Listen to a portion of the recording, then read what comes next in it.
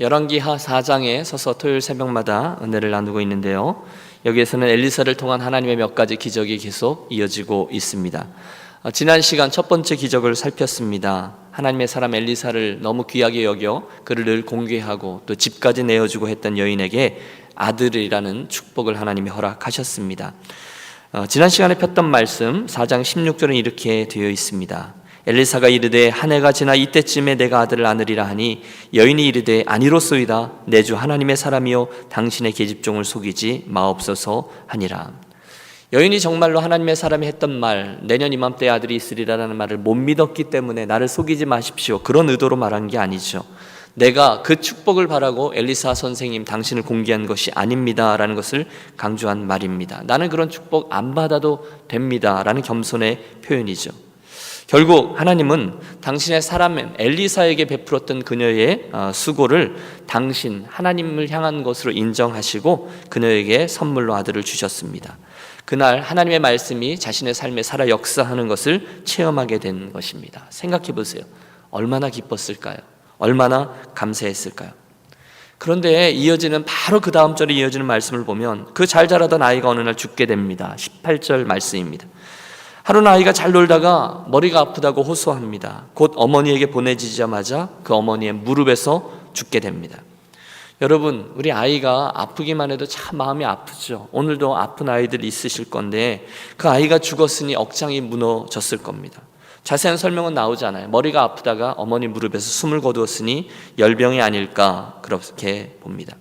이 여인이 보통이 아니었습니다. 아무런 내색도 하지 않은 채 하나님의 사람 엘리사에게 다녀오겠다고 길을 떠납니다. 남편이 아니 특별한 날도 아닌데 왜 가냐고 묻는데 그 이유를 자세히 설명할 여유가 없습니다. 그저 평안입니다 하고는 길을 떠납니다. 갈멜산에 도착할 때쯤 되었는데 게하시를 보낸 엘리사가 보냈죠. 게하시가 와서 이렇게 저렇게 말을 시키는데도 안부를 묻는데도 그냥 평안합니다 하고 빨리 지나칩니다. 하지만 막상 엘리사 손자를 만나면 그녀의 온 몸이 무너집니다. 그 엘리사의 다리를 다짜고짜 붙잡고 매달리죠. 여러분, 아이를 잃은 어미의 마음이 이해가 되시리라 믿습니다. 아니 선생님께 이게 무슨 짓이요? 사한 게하시가 그녀를 제지하려고 할 때 엘리사가 가만두라 합니다. 하나님 내게 말씀하지 않았는데 그녀의 마음에 괴로움이 있다. 28절 여인이 처절하게 절규합니다. 내가 내 주께 아들을 구하더이까? 나를 속이지 말라고 내가 말하지 아니하더이까? 너무너무 마음이 아픈 여인이 외치는 겁니다. 차라리 처음부터 주시지 않았더라면 내가 이렇게 아프진 않았을 겁니다. 그런데 이렇게 데려가시다니요. 너무너무 고통스럽다는 거죠. 그러자 엘리사가 게하시에게 자기의 지팡이를 주고 빨리 달려가서 누구와 인사하지도 말고 아이에게 그 아이의 시신의 지팡이를 대라 했습니다. 열심히 갔죠. 그리고 얼굴에 그 지팡이를 대었는데 아무런 일도 일어나지 않습니다. 돌아와 아이가 깨지 않습니다. 보고했습니다. 그리고 나서 우리가 함께 대하는 이 본문 좀 자세히 보겠습니다. 엘리사가 이제는 직접 출동합니다. 도착해보니 아이는 이미 죽어 있습니다. 희한한 행동을 합니다. 문을 닫게 하고 아이의 시신과 단둘이 머물며 기도하되 아이의 시신 위에 자기가 올라 자기의 입을 아이의 입에, 자기의 눈을 아이의 눈에, 자기의 손을 그 아이의 손에 대고 그 몸에 엎드려 기도합니다. 그랬더니 본문을 보면 몸이 조금 따뜻해졌다라고 되어 있습니다. 일어나서 집안을 한 바퀴 돈 후에 한 번 더 똑같은 행위를 하니까 아이의 생명이 돌아오면서 7번 재채기를 하며 깨어나더라는 것입니다. 할렐루야. 여러분 이 이야기에서 이 장면에서 무엇을 느끼십니까? 참 희한한 행동이다, 그런 생각 안 해보십니까? 엘리사의 행동은요, 그 아이의 것과 자신의 것을 맞바꾸는 행위입니다.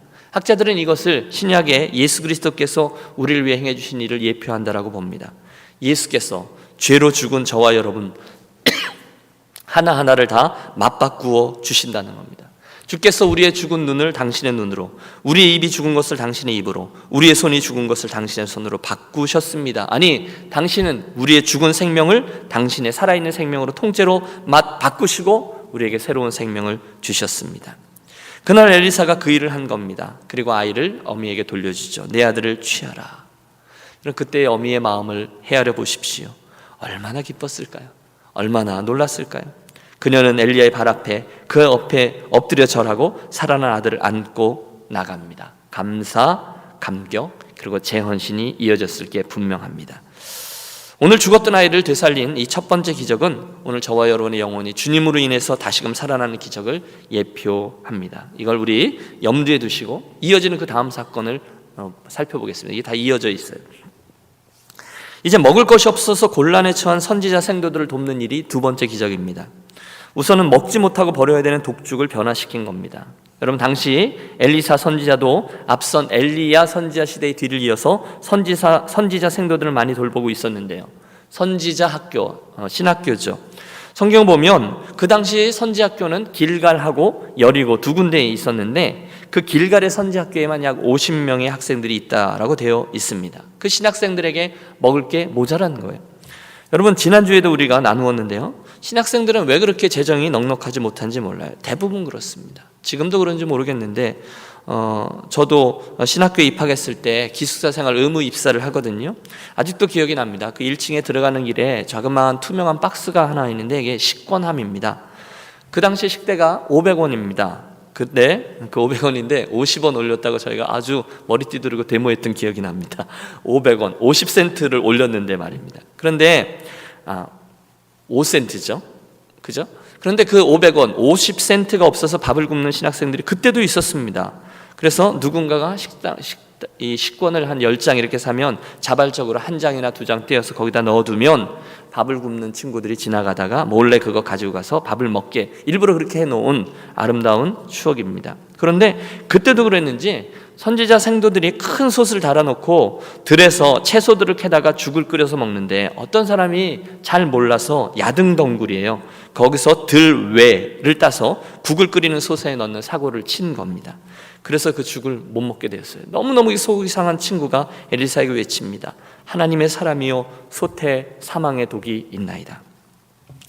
여러분, 이 상황은 굉장히 안타깝죠. 먹을 게 귀해서 죽이라도 끓여 먹으려고 애를 썼는데 누군가 거기에 못 먹는 들외를 넣어서 그 죽을 다 버리고 굶어야 되는 형편이 된 겁니다. 그때 하나님께서 그 당신의 종에게 지혜를 주셔서, 창조주 하나님이시죠. 그분은 이게 어떻게 화학적으로 변화되고 이런 걸 아시잖아요. 그래서 본문에 보면 어떤 가루를 넣고 다시 끓였더니 독이 없어지게 되었다. 그리고 그 독죽을 먹을 수 있는 죽으로 바꾸어서 결국 모든 성도들이 먹게 되었다라는 두 번째 사건입니다. 여기에서도 우리가 영적인 교훈을 얻을 수 있습니다. 틀림없죠. 우리 하나님 주시는 은혜는 인생의 독을 치유하는 은혜라는 교훈입니다. 여러분, 한번 따라해 주십시오. 하나님의 은혜는 인생의 독을 치유한다. 여러분, 믿습니까? 정말로 믿으세요? 하나님의 은혜가 흐르는 곳에 우리들의 독, 죄의 힘이, 여러분, 이게 죄가 가장 큰 독 아닙니까? 사도 바울은 그 죄가 자기를 사로잡아 자기를 이렇게 오는 것, 그것을 본다라고 고백하기까지 했습니다. 맞아요.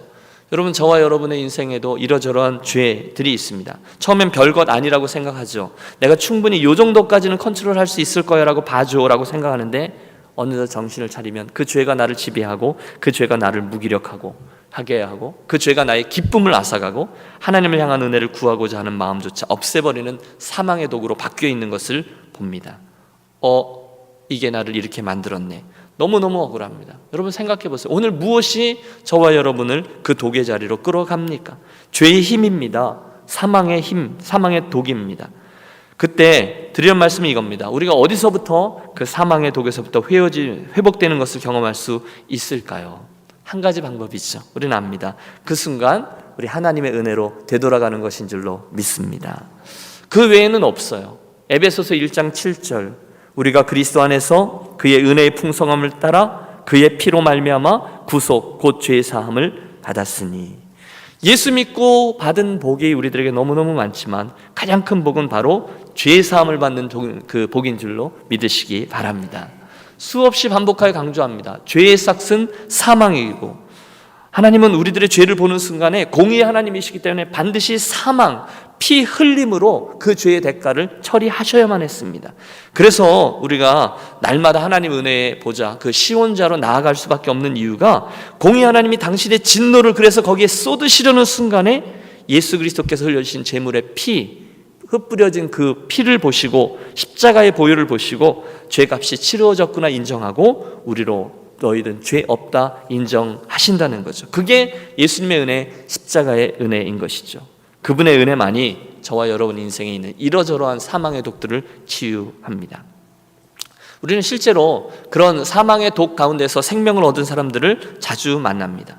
사도 바울, 죄인 중에 괴수였던 저가 생명의 복음을 전하는 복음 전도자가 됩니다.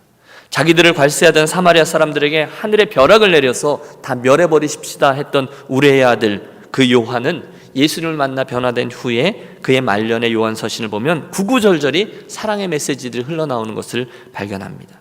그 마음속에 있었던 쓴뿌리, 독, 악 이런 것들이 제거되고 하나님의 은혜와 사랑이 채워진 것을 반증하는 증거죠. 저는 심리학을 별로 좋아하지 않지만 정신분석학자 중에 우리가 뺄 수 없는 자가 융이라는 사람인데, 그는 53년 동안 정신적으로 문제 있는 사람들을 진찰하면서 수많은 시도를 합니다. 약으로도 사람들을 치유하지만 이상하게도 사람들이 좀 진정되는 것 같다가도 꼭 재발해서 돌아오곤 하는 것을 봅니다.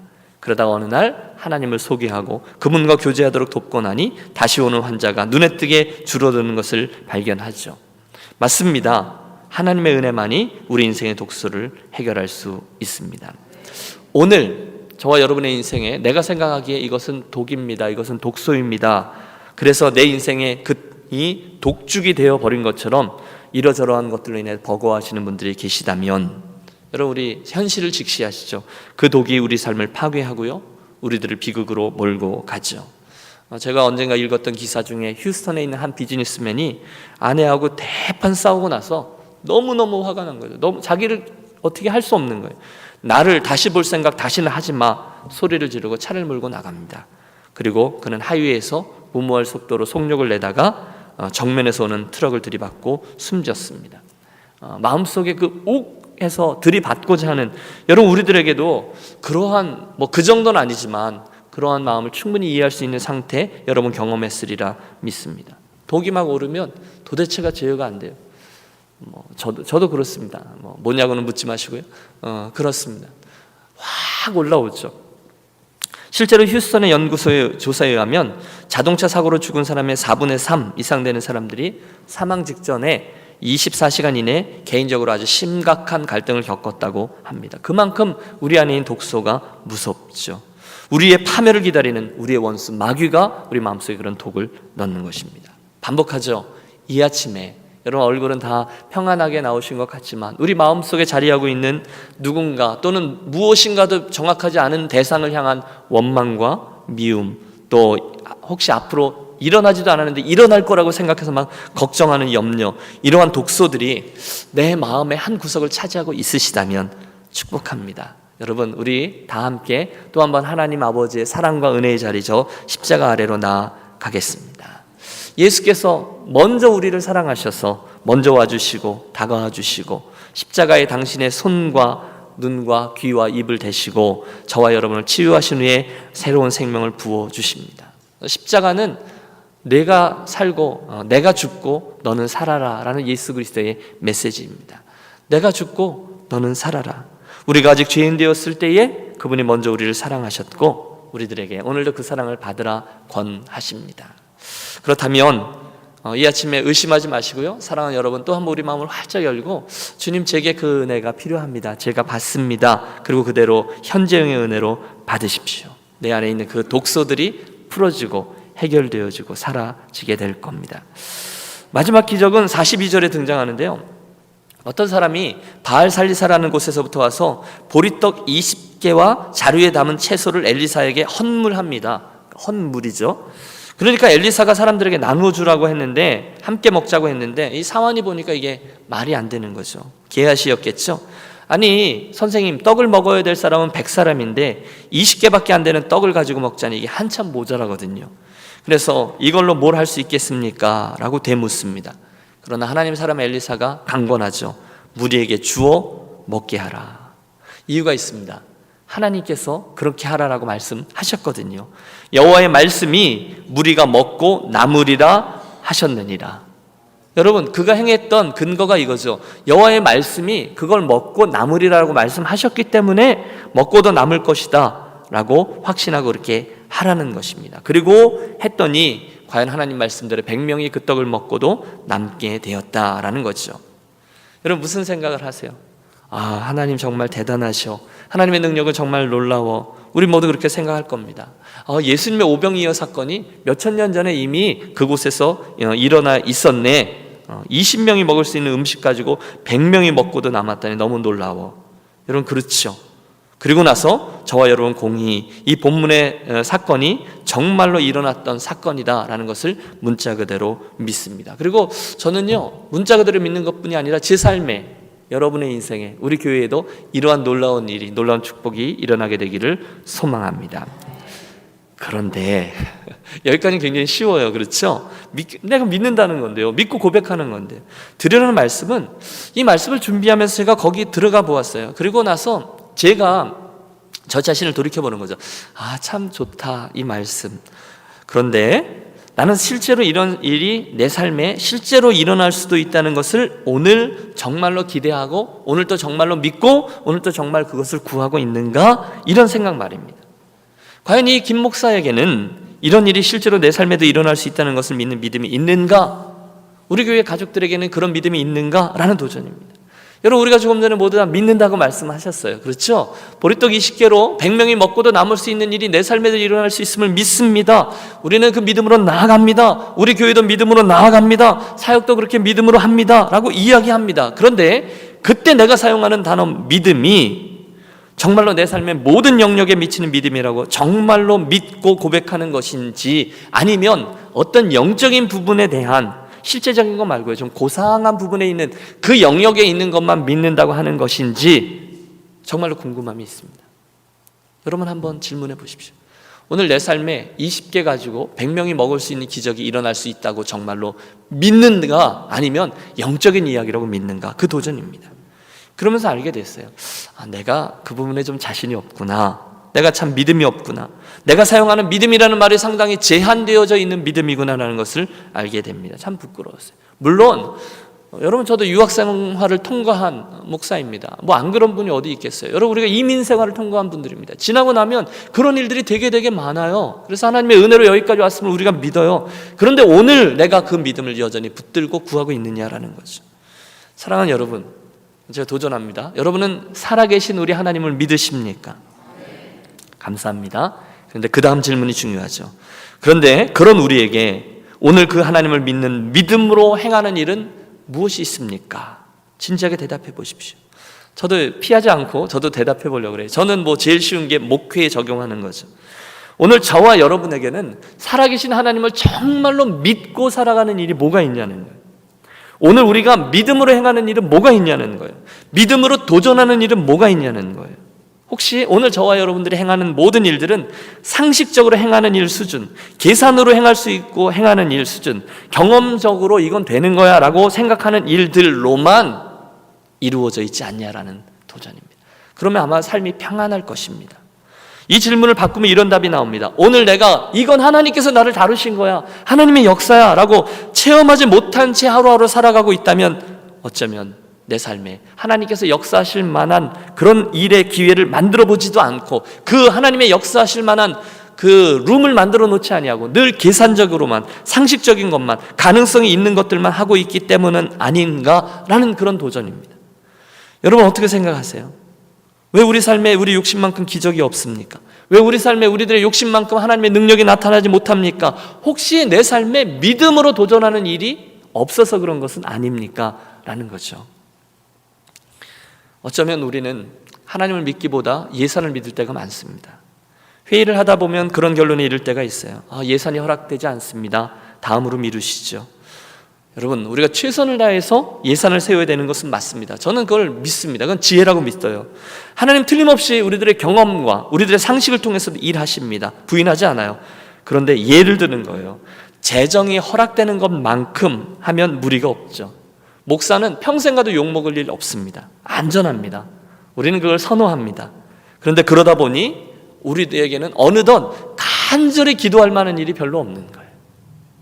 예산 안에서 움직이거든요. 상식 안에서, 경험 안에서 움직이거든요. 무리될 만한 일이 없어요. 아니, 무리될 만한 일은 아예 안 해요. 그러므로 거기에 믿음의 도전과 결단을 할 필요도 없죠. 그러면 자연스럽죠. 간증할 만한 일은 거의 없어요. 하나님이 일하시는 공간이 없는 거죠. 그러면 하나님의 은혜가 참 감사합니다. 그러면서 내 머릿속에 내가 지금 무슨 얘기를 하고 있는 거야? 내가 실증하는 그 복음이, 그 능력의 말씀이 내 삶에 실제하게 될 만한 그런 룸이 별로 없다는 거죠. 저는 이 이야기가 일부러 저와 여러분을 사고치자라는 의도가 아니라 저와 여러분의 인생에 이 말씀이 도전이 되고 선한 자극이 돼서 믿음의 도전을 떠날 영역을 확보하자는 권면을 드리려고 하는 겁니다. 오늘 43절의 말씀을 보세요. 그 사환이 이르되 내가 어찌 이것을 100명에게 주겠나이까? 맞죠? 그 사환의 말은 틀린 게 없어요. 20명분 가지고는 20명이 먹는 거지 20명분 가지고 100명이 먹는다, 이건 무식한 거예요. 상식을 벗어나고 경험을 벗어나고 예산을 벗어납니다. 그런데 제가 믿기로 그 사환은 지금 수없이 많은 하나님의 일을 보았기 때문에 전능하신 여호와 하나님을 믿거든요. 그런데 이게 매치가 안 되는 거예요. 나는 전능하신 하나님을 믿는 사람입니다 라고 말하지만 떡 20명분을 주면서 하나님 100명에게 주라고 하면 이건 틀리셨습니다, 이러고 나오면 이게 문제라는 것이죠. 오늘 제 삶에 그런 일들이 많아요.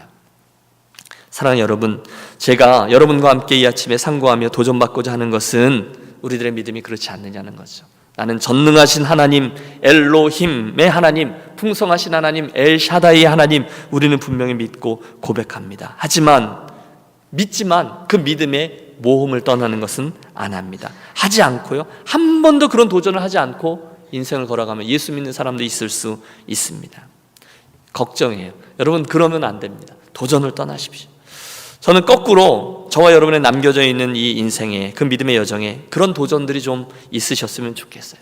조금 무리되는 일들이 저는 있었으면 좋겠어요. 좀 힘들어서요, 믿음으로 결단하고 하나님께 막 떼쓰고 도전하고, 그래도 힘들면 금식도 하고 막 이러면서 결국은 저의 이 미련한 우김에도 우리 하나님께서 은혜를 베풀어 주셨습니다, 그분이 행하셨습니다라고 간증할 만한 일들이 제 인생에, 여러분의 인생에, 우리 교회에 가득 생겼으면 좋겠습니다. 그러므로 이 아침 권면합니다. 기도 제목이에요. 우리 삶의 영역의 어떤 부분도 괜찮습니다. 혹시 이 말씀이 도전이 되신다거든 우리 한번 믿음의 도전거리들을 만들어 봐 주시고 올려봐 주시기를 부탁합니다. 하나님, 제 인생에 이런 부분들이 필요합니다. 하나님, 이러한 부분에 하나님의 도우심이 필요합니다. 내 가정에, 내 아이에게, 또 저희 경제적인 상황에, 제 비즈니스에 하나님의 전능하심으로 선하신 하나님, 내게 당신의 능력을 또 한 번 보여주옵소서.